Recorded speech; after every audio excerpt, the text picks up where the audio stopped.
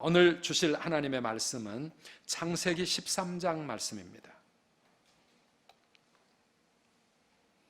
창세기 25번째 말씀, 창세기 13장 1절에서 13절 말씀까지 우리 함께 교독하겠습니다.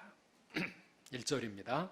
아브라함이 애굽에서 그와 그의 아내와 모든 소유와 롯과 함께 네겝으로 올라가니 아브라함에게 가축과 은과 금이 풍부하였더라. 그가 네겝에서부터 길을 떠나 베델에 이르며 베델과 아이 사이 곧 전에 장막 쳤던 곳에 이르니 그가 처음으로 제단을 쌓은 곳이라. 그가 거기서 여호와의 이름을 불렀더라. 아브라함의 일행 롯도 양과 소와 장막이 있으므로 그 땅이 그들이 동거하기에 넉넉하지 못하였으니 이는 그들의 소유가 많아서 동거할 수 없었음이니라. 그러므로 아브라함의 가축의 목자와 롯의 가축의 목자가 서로 다투고 또 가나안 사람과 브리스 사람도 그 땅에 거주하였는지라. 아브라함이 롯에게 이르되 우리는 한 친족이라. 나나 너나 내 목자나 내 목자나 서로 다투게 하지 말자. 내 앞에 온 땅이 있지 아니하냐. 나를 떠나가라. 네가 좌하면 나는 우하고 네가 우하면 나는 좌하리라. 이에 롯이 눈을 들어 요단 지역을 바라본즉 소알까지 온 땅에 물이 넉넉하니 여호와께서 소돔과 고모라를 멸하시기 전이었으므로 여호와의 동산 같고 애굽 땅과 같았더라. 그러므로 롯이 요단 온 지역을 택하고 동으로 옮기니 그들이 서로 떠난지라. 아브람은 가나안 땅에 거주하였고 롯은 그 지역의 도시들에 머무르며 그 장막을 옮겨 소돔까지 이르렀더라. 함께 읽습니다. 소돔 사람은 여호와 앞에 악하며 큰 죄인이었더라. 아멘. 아멘. 코로나 덕분에 그동안에 우리 아이들과 함께 예배를 같이 드렸습니다. 우리 지금도 예배 자리에 함께 나온 우리 어린 친구들도 있고 또 이 시간도 가정에서 우리 부모님들과 함께 이렇게 영상으로 예배드리는 그런 우리 자녀들도 있습니다. 참 생각해 보니까요, 우리 아이들에게 설교의 눈높이를 못 맞추어 주어서 좀 미안한 마음이 많이 있습니다. 그런데 어릴수록 예배와 말씀을 머리로 함께 이해한다는 것은 사실 쉽지 않은 일입니다. 그러나 예배하는 어린 영혼 속에 성령님께서 지금도 역사하고 계시는 줄 믿습니다. 그러니까 지성과 영성은 다른 것입니다. 그래서 우리 아이들에게 예배의 훈련은 계속해서 필요하다고 생각을 합니다. 오늘이 맥주 감사주일입니다. 밭에 뿌린 소출을 맨 처음 거두어서 하나님께 올려드리며 감사의 예배를 드리는 그런 절기입니다. 그런데 세상 사람들은 아니 내가 열심히 일하고 수고해서 먹고 사는 건데 무슨 하나님께 감사하냐, 그런 생각을 할 수 있습니다. 그러나 곰곰이 생각해 보면 이 땅에 햇빛과 비를 주지 않으시면 어떻게 농사를 지을 수가 있습니까? 우리에게 생명과 건강을 주시지 않았다면 어떻게 밖에 나가서 일할 수 있겠습니까? 우리가 일하는 것도 또 우리 아이들 공부하는 것도 다 하나님의 은혜라고 생각할 때 우리는 하나님 앞에 감사할 수 있는 것이죠. 내 노력과 내 힘 가지고 살아간다고 생각하는 사람은 감사할 줄 모릅니다. 그러나 모든 것이 하나님의 은혜라고 하는 것을 깨달을 때 우리의 마음 가운데 진정한 감사의 고백이 나오는 겁니다. 코로나 때문에 힘든 거 생각하면 감사보다 불평과 원망이, 짜증이 나옵니다. 그러나 그 코로나의 상황 속에서도 하나님께서 우리를 지켜주시고 우리의 삶을 여기까지 인도하시는 것을 생각하면 우리는 하나님 앞에 또 감사하게 되는 것이죠. 아니, 우리를 예수님의 그 십자가 사랑으로 구원해 주시고 오늘까지 에베네셀 하나님 되셔서 우리의 발걸음을 인도하신 그 주님을 생각할 때 오늘 우리의 마음 가운데 감사가 풍성하시기를 주의 이름으로 축복합니다. 그래서 오늘 이 맥주 감사 주일 예배가 오늘 본문에 나오는 아브라함이 하나님께 올려드린 감사의 제단과 같았으면 좋겠다. 그런 뜻에서 오늘 이 말씀을 함께 나누려고 그러는데요.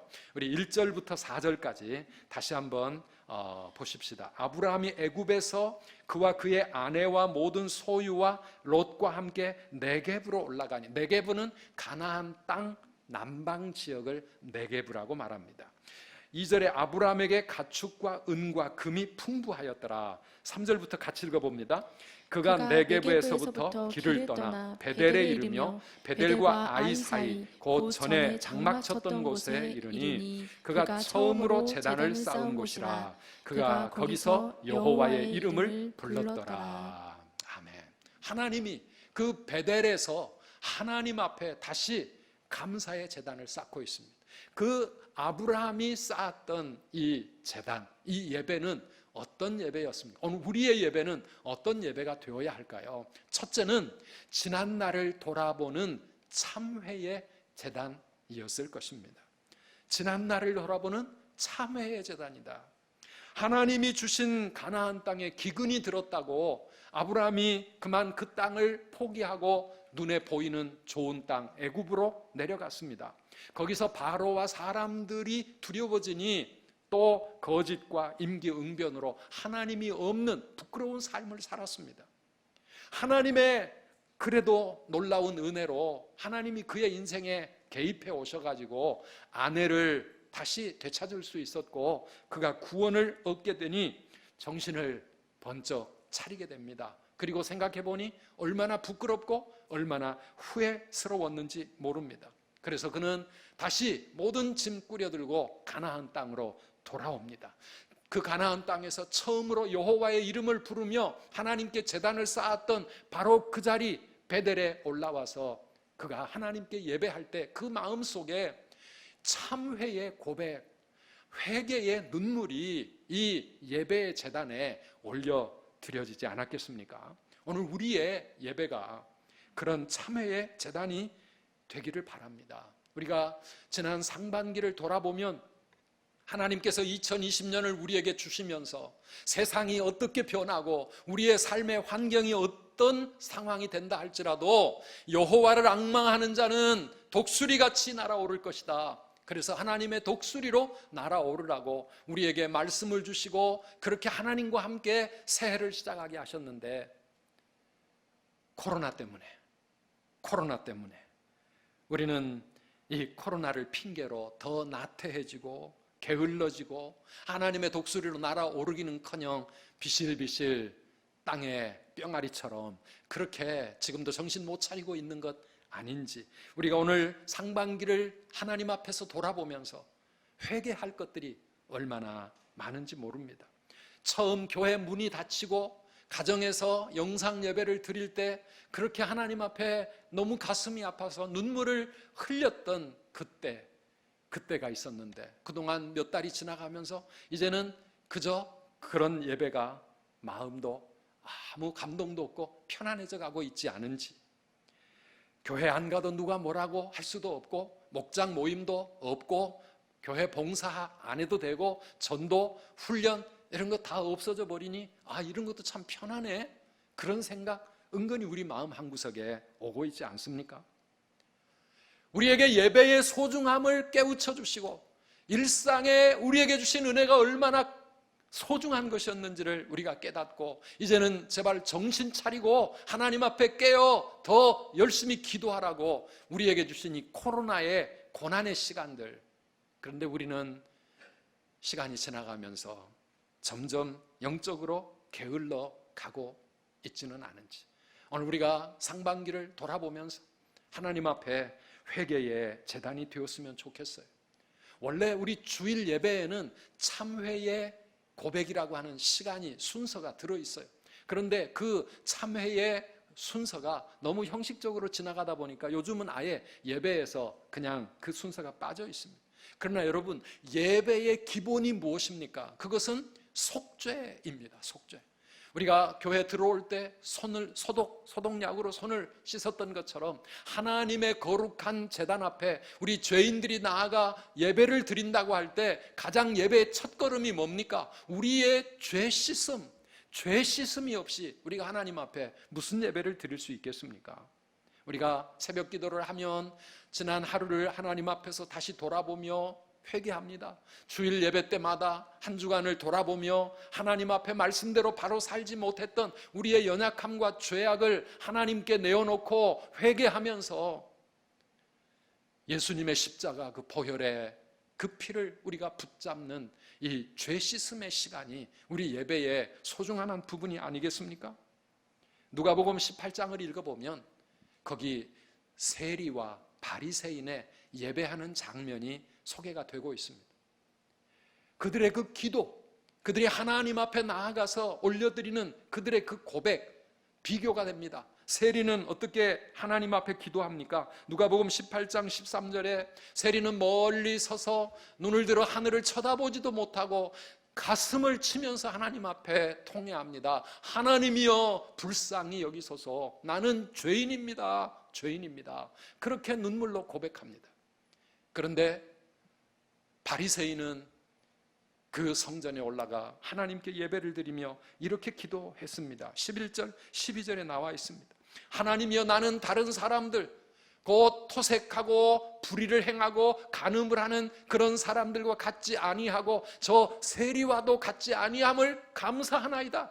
나는 일에 2번씩 금식하고 소득의 11조를 하나님 앞에 꼬박꼬박 드리고 있고 주님을 위해 이렇게 잘 살아가고 믿음으로 살고 있으니 감사합니다. 이렇게 두 사람이 서로 다른 모습으로 예배를 드렸는데 하나님은 누구의 예배를 받으셨다고요? 누구의 예배를 받으셨다고요?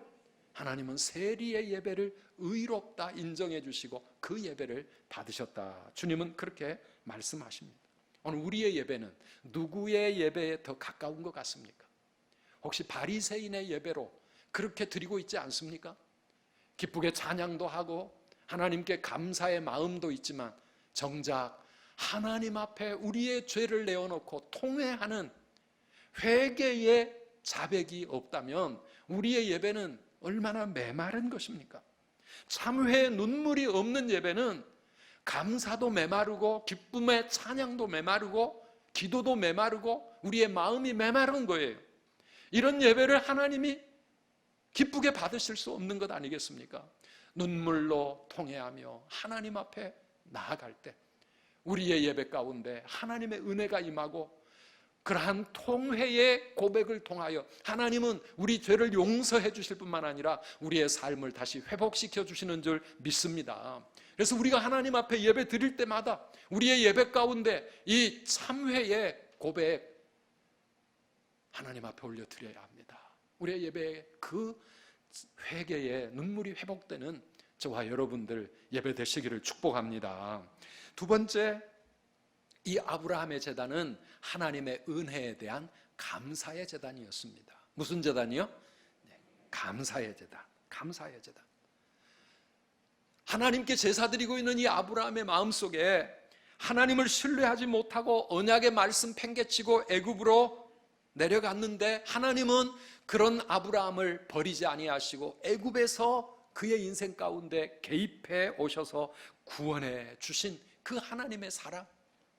나는 하나님 앞에 죄인이고 나는 너무나도 믿음이 연약한 사람이지만 그래도 하나님께서 은혜로 나를 붙잡아 주시고 나를 다시 일으켜 주신다고 하는 이 하나님의 사랑을, 이 은혜를 생각할 때 아브라함이 쌓아드리는 이 제단은 감사가 눈물겹게 하나님께 올려드려지는 그런 감격의 제단이 아니었겠습니까? 오늘 우리의 예배는 그런 예배가 또 되어야 합니다. 사실 우리 삶의 모든 것이 하나님의 은혜 아닙니까? 우리에게 당연한 것이 뭐가 있겠습니까? 병원에 입원을 하거나 수술을 앞둔 성도님들이 이렇게 찾아와서 제가 함께 기도를 하면서 이야기를 들어보면은 어떤 분은 무슨 담낭에 뭐가 문제가 생겼다 그러고 또 췌장에 뭐가 또 어떻게 됐다 그러고 어디에 실핏줄이 막혀서 또 이렇게 됐다 그러고 그리고 또 혈액에 무슨 수치가 이렇게 정상 범위를 벗어나서 또 이렇게 됐다 그러고 정말 평소에는 그런 게 우리 몸 안에 있는지조차도 알지 못했던 그런 부분에서 작은 문제가 발생하고 수치가 조금 달라지니까 우리 몸이 병들게 되고 그래서 입원을 하고 수술을 하게 되는 것 아닙니까?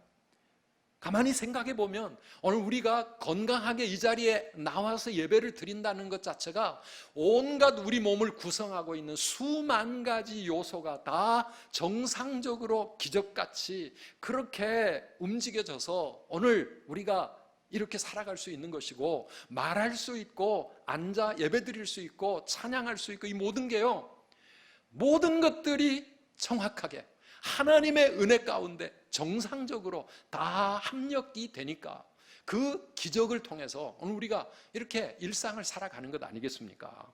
사랑하는 성도 여러분, 매일매일이 우리 삶의 기적인 줄 믿습니다. 그 수많은 기적 속에 우리가 살고 있는데, 그런데 우리에게 주어지는 또 한두 가지 문제 때문에 감사를 잃어버리고 불평하고 원망하고 살아간다면 너무 어리석은 것이죠.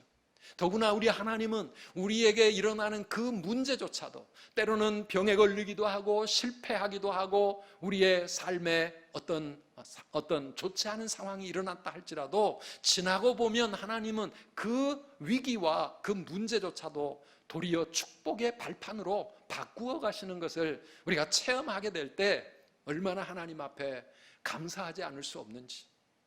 17살 소년의 때에 애굽의 노예로 팔려갔던 요셉, 그가 눈물로 수많은 젊은 날들을 보냈지만은 다 지나고 보니까 뭡니까? 그 고난의 시간들이 그를 애굽의 총리로 세워가실 하나님의 축복의 사닥다리였다는 사실, 우리가 말씀 속에서 보잖아요. 우리의 인생을 돌아보면 우리도 그렇게 고백하는 부분들이 얼마나 많은지 모릅니다.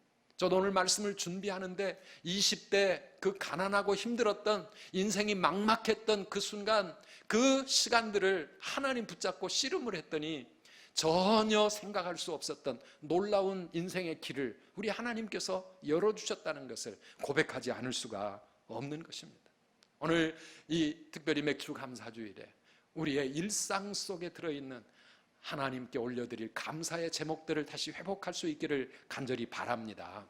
또 그뿐만 아니라 우리의 삶의 문제와 고난과 시련을 기회로 바꾸시면서 은혜로 놀랍게 우리의 인생을 인도해 가시는 하나님의 그 사랑, 그 기적 같은 사랑을 믿음으로 붙잡고 감사하는 저와 여러분들이 되시기를 바랍니다. 역대상 17장에 보면 다윗이 하나님 앞에 그렇게 고백합니다. 다윗 왕이 여호와 앞에 들어가 앉아서 이르되, 여호와 하나님이여, 나는 누구이오며 내 집은 무엇이기에 나에게 이에 이르게 하셨나이까? 하나님, 내가 도대체 누군데, 우리 가정이 도대체 무엇인데 하나님께서 여기까지 인도해 주셨습니까? 오늘 우리 에베네셀 하나님, 감사하신 하나님, 오늘 우리의 마음속에 하나님을 예배할 때마다 이런 감사의 고백이 늘 풍성했으면 좋겠어요. 오늘 6월 28일인데요. 여러분, 오늘이 무슨 날인지 혹시 아십니까? 여러분들은 별로 기억에 안 남겨놓으신 날이지만은 저에게는 이 날은 엄청 뜻깊은 날입니다. 2008년 6월 28일 선두교회 담임 목사로 위임식이 있었던 날이었습니다. 그 1년 전 2007년 7월 첫 주일날 부임을 해서 1년 동안 우리 원로 목사님과 함께 인수인계 목회를 이렇게 잘 준비해서 2008년 6월 28일입니다. 오늘 목사님은 은퇴하셨고 저는 선두교회 담임이 되었습니다. 지금까지 지내온 그 모든 날들을 가만히 돌아보면 얼마나 참 감사한지, 모든 것이 주님의 은혜였고, 그리고 우리 사랑하는 성도 여러분들이 그래도 사랑으로 봐주시고, 너무 부족한 게 많은 사람인데 기도해 주시고 사랑해 주신 여러분들의 그 사랑의 덕분이 아니었는지 얼마나 제 마음에 오늘 감사한 일인지 모릅니다. 저를 목사로 세워주신 하나님께 너무 감사하고, 또 우리 선두교회 목사가 되게 하신 것도 너무 감사하고, 주위의 다른 교회들 어려운 이야기들을 들을 때마다 하나님께서 이렇게 좋은 장로님들, 또 좋은 우리 성도님들 만나게 하신 게 얼마나 감사한지, 우리 하나님 그 사랑에 저희들이 같이 감사하면서 장래에도 인도해 주실 그 에베네셀의 하나님을 오늘 또 힘있게 붙잡는 저와 여러분들이 되시기를 축복합니다. 우리는 다 부족합니다. 그러나 하나님은 신실하십니다. 그 신실하신 하나님께서 우리의 인생, 우리의 가정, 우리의 삶의 모든 발걸음을 인도해 주실 때에 우리가 하나님 앞에 나와 예배 드릴 때마다 그 은혜에 감사하는 감사의 고백이 넘쳐나시기를 바랍니다. 마지막으로 세 번째는 무엇일까요? 우리 아브라함의 제단이 그러했고 우리의 예배가 그러해야 합니다. 첫째는 지난날을 돌아보는 참회의 눈물이 있어야 되겠고, 그 다음에는 우리에게 베풀어 주신 그 은혜를 기억하며 감사하는 것이 있어야 됩니다. 그러나 거기서만 끝나지 않습니다. 아브라함의 마음속에 베델에서 올려드리는 이 제단 속에 새 삶을 향한 결단이 들어 있었던 것입니다. 오늘 우리의 예배에도 새 삶을 향한 결단이 있었으면 좋겠어요. 아브라함의 마음이, 하나님께 제사를 드리는 아브라함의 그 마음이 어떠했겠습니까? 하나님, 이제는 다시는 내가 상황 따라 흔들리는 인생 살지 아니하고, 다시는 애굽의 그 풍요로운 땅을 부러워하지 아니하고 정말 하나님의 말씀에 거하겠습니다. 하나님만 붙잡고 믿음으로 살아가겠습니다. 이제는 다시는 그렇게 실수하지 않겠습니다. 그러면서 하나님 앞에 새로운 결단이 그 예배 속에 녹아있지 않겠습니까? 예배를 드리면 드릴수록 우리의 마음 가운데 이 한 주간 내가 믿음으로 살아야지, 앞으로 남은 인생 이 말씀 붙잡고 하나님 앞에 바로 살아야지, 이런 결단이 있어야 합니다. 그래서 예배는 드리면 드릴수록 내 삶이, 내 마음이 더 거룩해지고 정결해지고 내 삶에 놀라운 변화가 일어나야 되는 것입니다. 오늘 하나님 앞에 이 결단의 예배를 드리고 나니 아브라함의 삶이 어떻게 바뀌어집니까? 5절 이하에 하나의 에피소드가 쭉 소개가 되고 있습니다. 재산이 많아지니까 가족들 간에 불화와 갈등이 생겨났습니다. 이방 사람들, 가나안 족속 사람들이 지켜보고 있는데 아브라함의 목자와 롯의 목자가 서로 다투고 싸웁니다. 아, 이래서는 안 되겠다. 그래서 조카 롯과 헤어지기로 하고 롯을 불러서 이렇게 말합니다. 9절입니다. 뭐라고 말합니까? 읽어보실까요? 내 앞에 온 땅이 있지 아니하냐. 나를 떠나가라. 네가 좌하면 나는 우하고 네가 우하면 나는 좌하리라. 아브라함은 롯에게, 조카에게 선택권을 먼저 넘겼습니다. 네가 원하는 땅을 선택해 가라. 네가 왼쪽으로 가면 나는 오른쪽으로 갈 것이고, 네가 오른쪽 땅을 택하면 나는 왼쪽으로 갈 테니 네가 원하는 땅 먼저 선택해라. 그러면 보통 사람 같으면 어떻게 되겠어요? 아이고, 큰아버지, 아브라함이 큰아버지거든. 큰아버지 무슨 말씀입니까? 지금까지 저를 지켜주시고 도와주신 분이 큰아버지, 내 아버지 같은 분인데 아버지께서 먼저 갈 길을 택하시면 저는 나머지 땅 알아서 가겠습니다. 이렇게 해야 맞는데요, 롯이 어떻게 합니까? 10절부터 13절까지요. 같이 읽어보시겠습니까? 이에 롯이 눈을 들어 요단 지역을 바라본즉 소알까지 온 땅에 물이 넉넉하니 여호와께서 소돔과 고모라를 멸하시기 전이었으므로 여호와의 동산 같고 애굽 땅과 같았더라. 그러므로 롯이 요단 온 지역을 택하고 동으로 옮기니 그들이 서로 떠난지라. 아브라함은 가나안 땅에 거주하였고 롯은 그 지역의 도시들에 머무르며 그 장막을 옮겨 소돔까지 이르렀더라. 소돔 사람은 여호와 앞에 악하며 큰 죄인이었더라. 아멘. 아브라함은 미래가 걸려있는 이 중요한 선택의 순간에 그 마음이 너무 평안합니다. 마음에 자유함이 있습니다. 그런데 롯은요, 이건 앞으로 미래의 성공이 걸려있고 재산이 걸려있다 생각을 하니까 이 롯의 마음에는 이기적인 욕심이 발동되고 있는 것입니다. 그래서 큰아버지 아브라함을 인간적으로 배신해 가면서 자기의 눈에 더 좋은 땅을 자기가 차지하려고 그렇게 눈에 불을 쓰고 그렇게 있지 않습니까? 그런데 그런 조카 롯에 대해서 아브라함은 섭섭한 마음이 하나도 없어요. 배도 아프지도 않아요. 정말 좋은 땅, 에덴 동산처럼 보이고 애굽 땅과 같아 보이는 요단 들을 롯이 선택해가지고 떠나갈 때 아브라함은 그것 때문에 롯에 대해서 화를 내지도 않았어요. 여러분, 아브라함과 롯의 차이가 무엇일까요? 특별히 오늘 진로 선택을 앞두고 있는 우리 청년들이나 우리 청소년부 아이들, 좀 말씀 잘 들어보십시오. 아브라함은 애굽에 내려가서 거기서 보냈던 시간들을 통하여 하나님을 체험한 사람. 하나님은 살아계신 하나님이시구나. 하나님은 나를 붙잡고 나를 도와주시고 나를 구원해내시는 하나님이시구나. 하나님이 내 인생을 붙잡고 계시는구나. 그것을 그는 실패를 통해서 깨닫게 된 겁니다. 믿음을 배우게 되었고요. 그 믿음이 지금 성숙해 가고 있습니다. 하나님의 은혜를 알아가고 있어요. 그래서 삶의 가치관이 달라진 거예요. 전에는 내 인생의 미래와 성공과 축복은 나의 선택에 달려있다. 그래서 내 눈에 좋은 것, 내가 원하는 것, 보기에 미래 비전이 보이는 것, 그 땅을 향하여 가려고 생각을 했었는데, 그래서 애굽까지 가지 않았습니까? 그런데 아브라함이 이제 깨달았어요. 내 인생은 나의 선택에 있는 게 아니라 하나님의 손에 있구나. 하나님이 함께 하시면 그곳이 가나안이든 애굽이든 가뭄이 들었던 풍년이 들었던 그게 문제가 아니라 하나님께서 나를 책임져 주시는구나. 아브라함은 그거 깨달은 거예요. 그러니까 조카가 더 좋은 땅을 찾아가더라도 그 아브라함이 흔들릴 필요가 없고 마음에 섭섭할 필요도 없는 겁니다. 그런데 롯은 달라진 게 하나도 없어요. 롯은 하나님을 만나지도 못했고 믿음이 자라지도 못했고 애굽 땅에 가서 살다 보니까 이렇게 좋은 땅도 있었네. 이 땅에서 덕분에 이렇게 재산이 많아졌네. 가나안 땅으로 아브라함을 따라서 할 수 없이 올라왔지만 또다시 어디 그런 땅이 없나 보면서요, 요단 평야, 요단 들판을 선택한 거예요.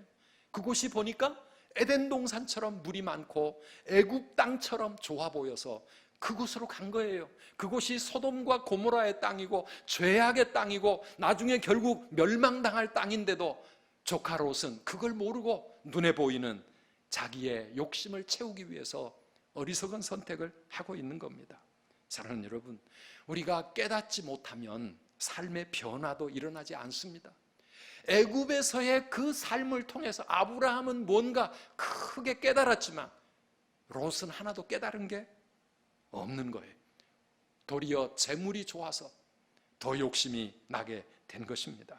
사랑하는 여러분, 같은 환경에 산다 해도요, 똑같은 체험을 하고 경험을 했다 할지라도 거기서 아브라함이 되는 사람이 있고 롯이 되는 사람이 있어요. 가만히 보면 환경과 우리의 상황이 우리의 인생에 큰 영향을 끼치는 것 같지만 사실은 또 꼭 그렇지도 않아요. 좋은 부모 밑에 못된 자녀가 나올 수도 있고 아주 나쁜 부모 아래서 정말 좋고 신실한 자녀가 나오기도 하는 겁니다. 우리 가정은 환경이, 가정 형편이 너무 안 좋아, 나는 흙수저 인생이야, 그렇게 가정 환경이나 부모님을 탓할 필요가 없는 겁니다. 우리가 하나님을 만나고 믿음으로 살아간다면 내가 사는 내 환경이 가뭄이든 가나안이든 젖과 꿀이 흐르는 땅이든 오직 우리의 인생은 하나님이 책임져 주실 줄 믿으시기를 바랍니다. 그래서 얼마든지 우리는 환경을 극복할 수 있고 우리의 상황을 이기고 나아갈 수 있는 겁니다. 아브라함이 가는 길과 롯이 가는 길이 서로 갈라지기 시작했습니다. 여러분, 왜 이런 일이, 이런 결과가 나왔다고 생각하십니까? 아브라함과 롯의 또 다른 차이가 무엇이었는지 아십니까? 창세기 12장부터 읽어보면요, 아브라함은 하나님의 말씀을 붙잡고 하나님을 따라 나선 사람이에요. 그런데 이 조카 롯은 아브라함을 따라간 사람입니다. 아브라함은 하나님을 붙잡고 하나님 따라갔다면 롯은 사람을 따라간 거예요. 오늘 여기 이 자리에 앉아있는 분 중에서도 지금 믿음으로 하나님 바라보고 하나님 붙잡고 이 예배의 자리에 나오신 분도 있고, 부모님 따라서, 남편 따라, 아내 따라, 사람 따라, 그냥 교회 따라 나온 사람도 있다면 우리 아브라함과 롯이 서로 다른 인생을 살아가는 것처럼 달라질 수 있다는 거 우리가 생각해야 합니다. 아브라함은 하나님 앞에 예배를 드리며 제단을 쌓고 예배자로 살았습니다.